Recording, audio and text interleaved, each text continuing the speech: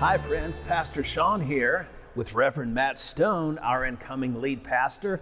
We just wanted to take a few minutes to ask a few questions, have a good time, and give all of you a chance to get to know him just a little bit. Matt, thanks for being here with us today. Thanks so much for having me. I'm excited. One of the things that we'd all really like to know about is about the most important lady in your life, your wife, Margaret. How did you guys meet? Yeah, Margaret and I met in Perkins Chapel on the campus of Southern Methodist University. Okay. I was in my second semester of seminary. She was in her last semester of her undergraduate career there, and we met in the chapel at the Methodist campus ministry. And long story short, 2 years later, we got married about 15 feet from where we actually met. Yeah. So that's our origin story, if you will. All right, well, that's a pretty nifty way to meet.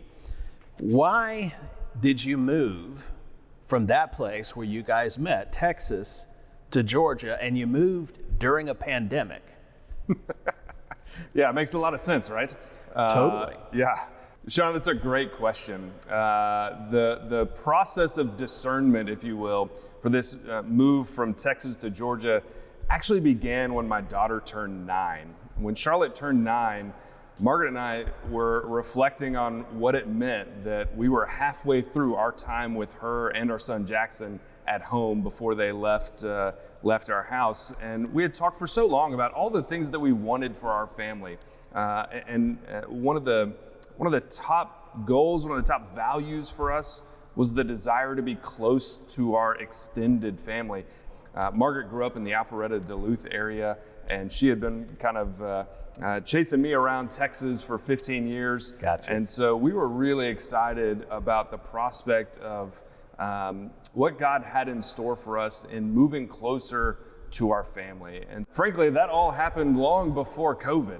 I think it was about, a year before COVID hit that we began that process of discernment, and so we put it in place. And about 2 weeks before the COVID shutdown, we had announced to our church in Texas that we would be moving. And so we had no idea what we were in store for. We ended up buying a house online without ever even seeing it because we couldn't travel that spring. But this move has been one of the more difficult things that we've done as a family, and one of the more rewarding things that we've done as a family. Well, I can appreciate the complexity and the importance of making decisions like that, especially with your kids and family so close to your heart. But tell us about that church in Texas that you had to leave behind. We've been really curious about that too. Yeah, leaving Dayspring was difficult for us. Dayspring United Methodist Church was in Tyler, Texas, Northeast Texas. I actually grew up in Tyler as a young kid, so in a lot of ways, going to that church was a homecoming for me. Dayspring was a relatively new church and a growing church in a growing part of town.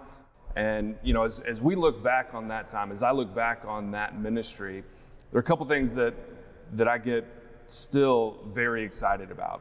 The first was, we feel like God really clarified for us our identity and the direction in which God was calling our church. The second thing that I get really excited about, as I recall, was our investment in public schools. We really believed that God was calling us to invest in the kids that were in our backyard. God had placed us in that location for a reason, and we believed that a significant part of that was to take care of the kids in our backyard, so to speak. And so we dove headfirst into the closest elementary school to our campus, and we said, whatever their needs are, we're gonna supply it. And whatever the kids need, we're gonna be there for them. Whatever the teachers and the administration need, we're gonna be there for them. Well, I think it's really cool that we too have a school literally in our backyard. I noticed that. How cool. Peachtree City and Fayette County families really place a lot of value in education. So I just think it's neat to see how God is drawing your history and our current circumstances together. And it's exciting to see what might happen. Going back in your own personal past, did you grow up in church, and what was your life like as a young person in church? Yeah, I did grow up. I'm a cradle United Methodist, if you will. I grew up in a church where my dad was on all of the committees, my mom was in all of the choirs. And, as happens with most people, my relationship with the church ebbed and flowed in childhood. I've always been involved in the United Methodist Church, and that's always been an important part of my faith journey, even though there's some ebb and flow to that.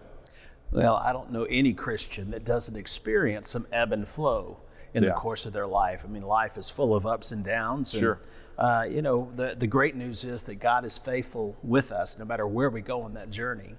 Well, Matt, we've talked about some really important things, but I'd also like to talk about something that's just kind of fun and enjoyable. I'm kind of a movie buff. I'm not a movie expert. I don't know like all the results of all the Academy Awards for generations. So I just thought we might have a few minutes to talk about some of our particular movie quotes. Are there any lines that come to mind for you? What most movie experts would agree on, and I'm sure you'd say the same thing, is that the greatest movie of all time is obviously Top Gun.